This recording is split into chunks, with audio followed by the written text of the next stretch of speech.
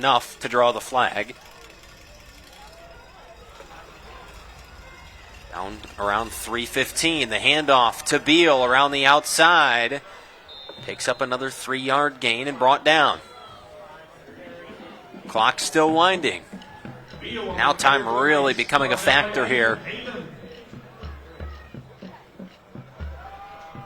Yeah, I thought maybe you might see a timeout there by the Shoreman sideline, but they're choosing to continue to let the clock run.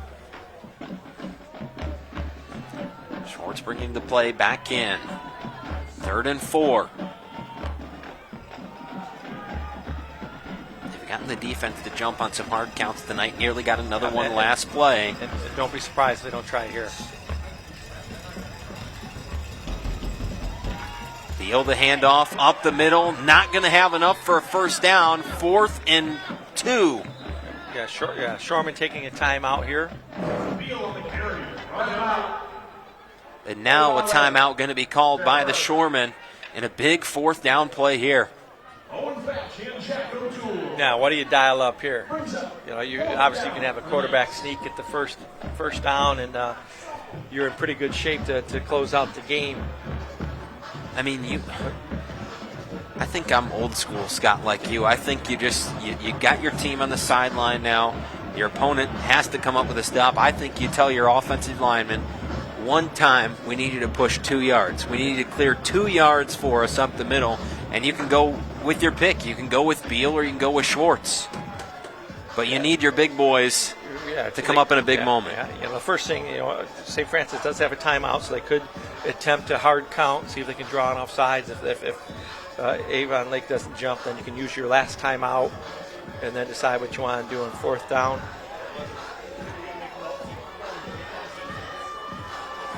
And again, they've had good success in the little flare route to Beal as well. And again, you got the middle is open. We'll see if the Mike linebacker goes that way. Beal cutting to the outside, finds an opening on his way to the end zone.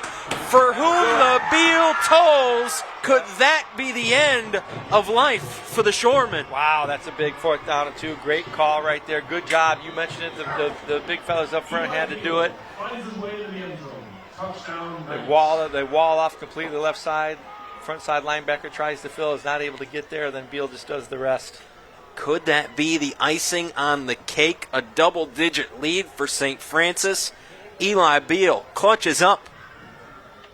Did you say for whom the Beal tolls? I like that.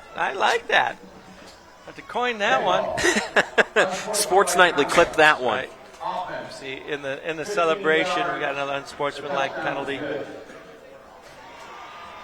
15-yard penalty, I believe, will be assessed on the kickoff.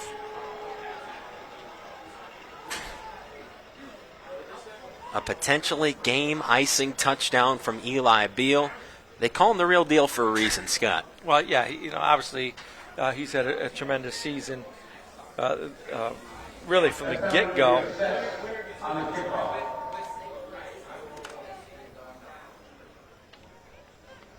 He's got 1,600 yards.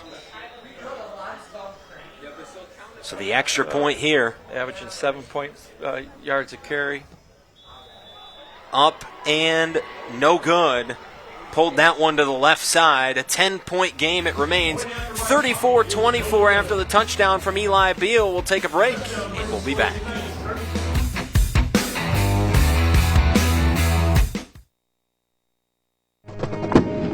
The warning signs leading up to teenage suicide are many.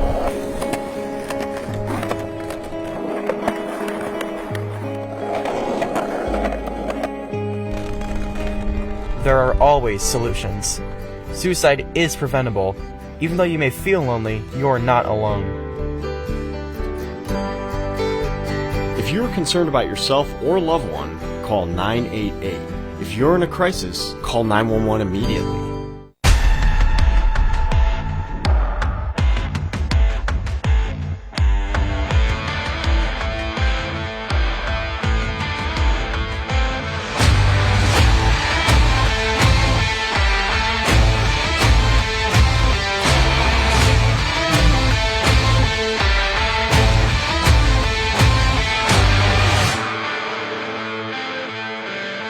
CarStereo1.com. Turtle. Shorman from the 25-yard line.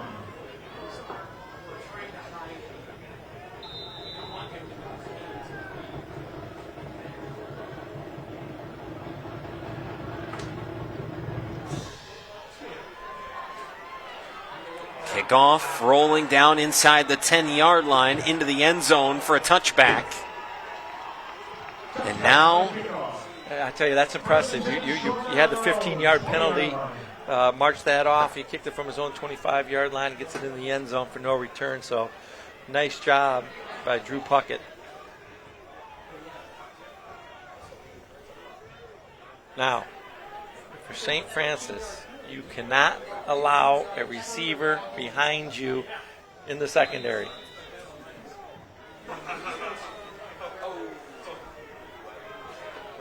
it's been a problem throughout the night. It has. Affolter drops back to pass. Out into the flat this time. Little out route. Pass completed to Joseph Herron. Herron, 2 interceptions defensively tonight.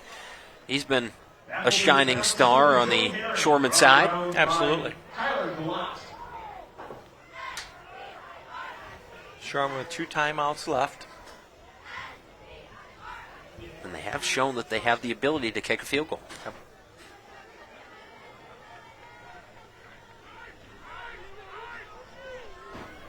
Going to need to get at least one chunk play in here. We've seen them do that. It started on the opening drive, dropping back to pass here. Pocket collapsing and brought down.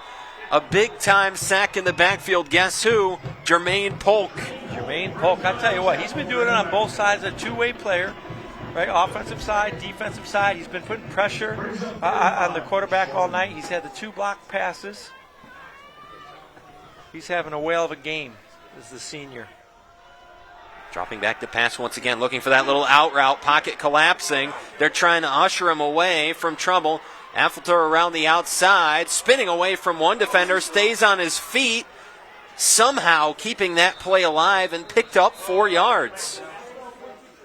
That's a lot of clock for 4 yards. And a timeout going to be called by the Shoreman. Yeah, how he popped out of there, I don't know. There's 2 or 3 guys that are limping around after that play. You just had that massive humanity, and then all of a sudden Alex Affolter was able to bounce out and continue the play. A little shaken up there, as was Polk on the St. Francis side. Yeah, I would tell you what, regardless how this game finishes out, it's not going to be any lack of effort by either team. I tell you, both teams have really laid it on the line tonight. Both know the importance of trying to continue their seasons. Obviously, for seniors, for at least half of them on the field, it's probably going to be their last game, whether wearing the maroon or the white of the St. Francis Knights, depending on who wins. So, a lot to be playing for. And if you're St. Francis, you know that you're playing to rebuild the legacy of a storied and proud tradition.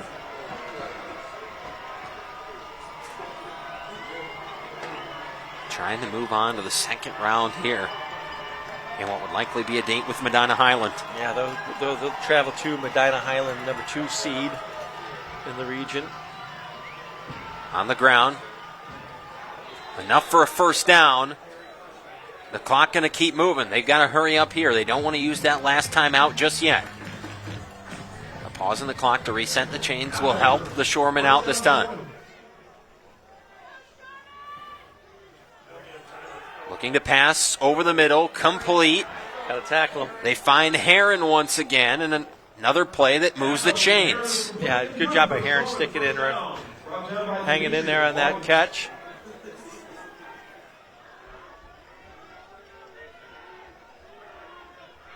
Once again, Affolter dropping back to pass, nobody open. Now all alone, now crowded in the backfield, stays alive. This one down the field. Is it complete? I think he caught it, and they say he did. I think he got it, too. I tell you what, there's just some tired St. Francis offensive line or defensive linemen. Michael Summerfield goes down to haul it in just above the turf. Yeah, good catch right there, right call in the field. in an injury timeout here. As you mentioned, the defensive line gassed right now. Yeah, that could have been an exhaustion injury. Ben Kale. And you see the arms above the head there for some of the offensive linemen on the Avon Lake side as well. Yeah, this is desperation time after a long, hard-played game. Nice catch by Summerfield, moves across midfield. Scott, is there any discussion here? You'll see it sometimes on Sundays in the NFL. You talk about, do you take the field goal first and try to give your offense the ball with time to go score a touchdown? Depends how much confidence you have in your field goal kicker. We're going to find out. Right. So obviously you want to be able to throw into the end zone here. Looking to pass toward the end zone. Summerfield going up the ladder and undercut by Jordan Brown. Yeah, a great play, but I think the official got it right. I think he does get there just a little bit early. Let's take a look at it right here. I tell you what, it's almost a bang-bang play.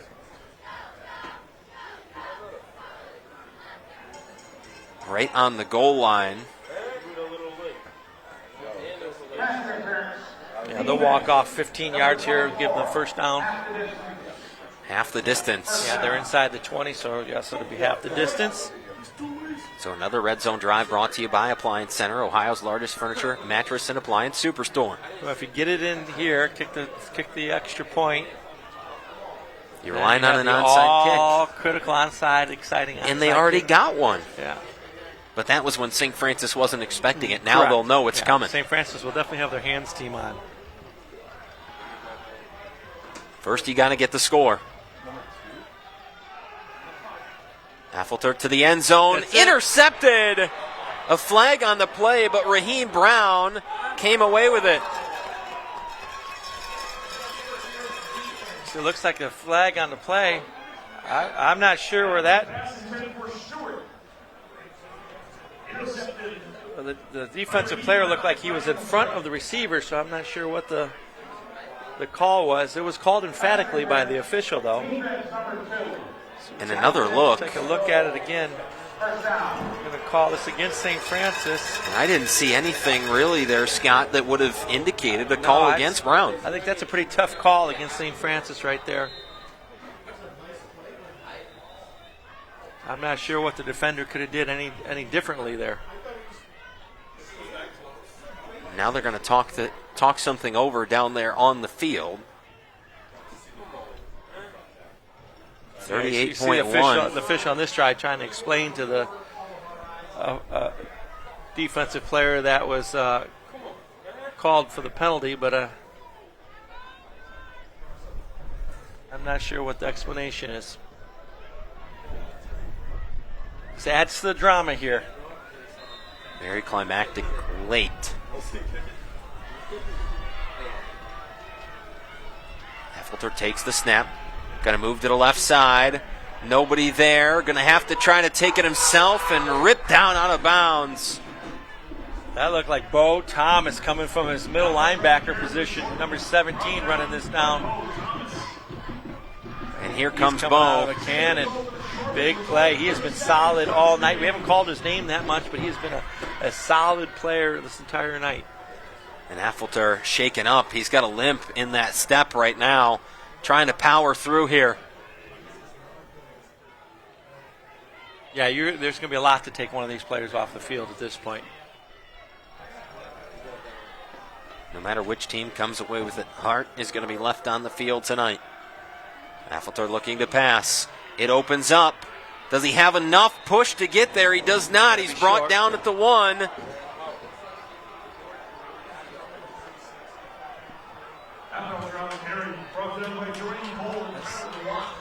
Down to 20 seconds.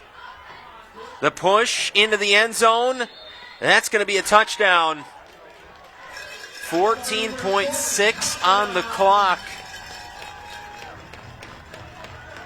I tell you what, there are some tired young men on this field. Alex Affelter into the end zone. Yeah, he's stumbling through. Yeah, all he can do to stay on his feet. He is exhausted. And regardless of what happens tonight, hats off to that kid. He's played one heck of a game. Yeah, there's been so many individual performances and standout plays. It's really hard to recap.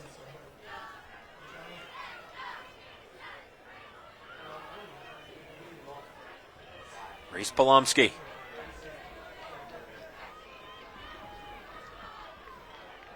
The extra point.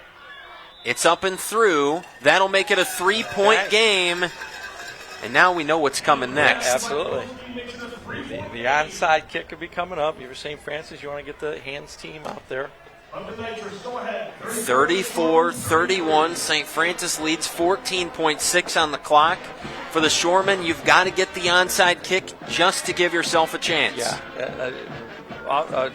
The receiving team, St. Francis, we call it the hands team because they put the 11 guys on the field that are used to handling the ball, so the ball's being bounced to them. They're just more comfortable in handling the ball and securing the ball. You want to make sure you secure it and get down in that fetal position. And then obviously if you're Avon Lake, you want to make sure you get that ball bouncing, make it difficult to receive. And then you want to lay some lumber on some people and jar the ball loose if you can. But I tell you, big play after big play, and most of it's been on the defensive side for St. Francis. Reese Polomsky going to be the man of the hour here, or the man of the play. Let's see what they dial up. He did it once. Can he do it again? This time St. Francis is going to be ready for it.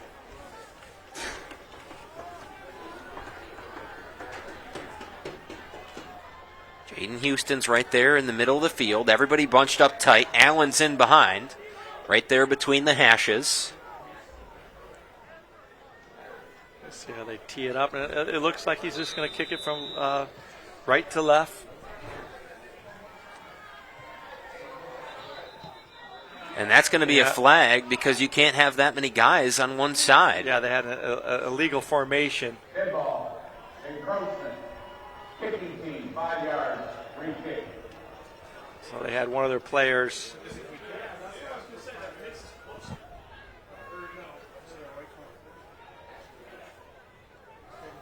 So one of the things about backing them up, if they do recover, that does make them 5 yards further from the field goal range. So Polomsky will tee it up again.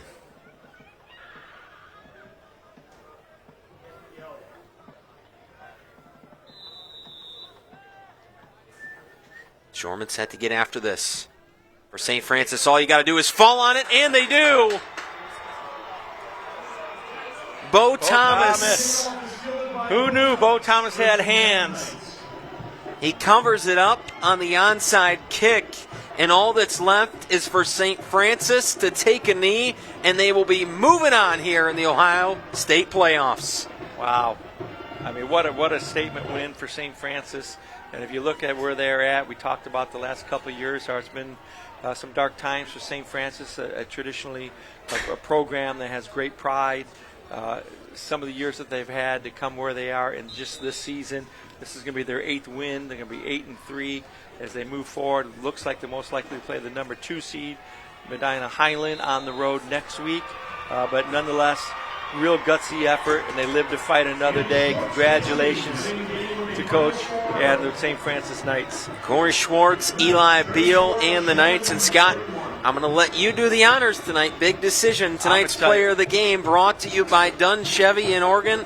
Let's drive together. It could be a lot of different plays. Obviously, Rasheem Brown had the play of the game where he runs down the offensive receiver, strips the ball, ends up being a safety. It leads to a score for St. Francis. It could have been Jermaine Polk. He deflects 2 passes. It causes them to drop to the ground. It could have been Eli Beal because he had the big runs, 4 scores. But I'm going to tell you what, the kid that I really thought gutted it out and really ran this offense, Corey Schwartz. I think Corey Schwartz deserves to be the player of the game. St. Francis is going to move on to the next round. A hard-fought battle all the way throughout. 65 points put on the board tonight, and the Knights take it by a final score of 34-31. They'll have a date set for next Friday. They'll go away happy. A long bus ride home. It'll be an enjoyable bus ride home. for Linke and the Knights. From a broadcast partner, Scott Tucker, and our entire crew, I'm Brandon Lowe saying so long here from Avon Lake. St. Francis beats Avon Lake 34-31.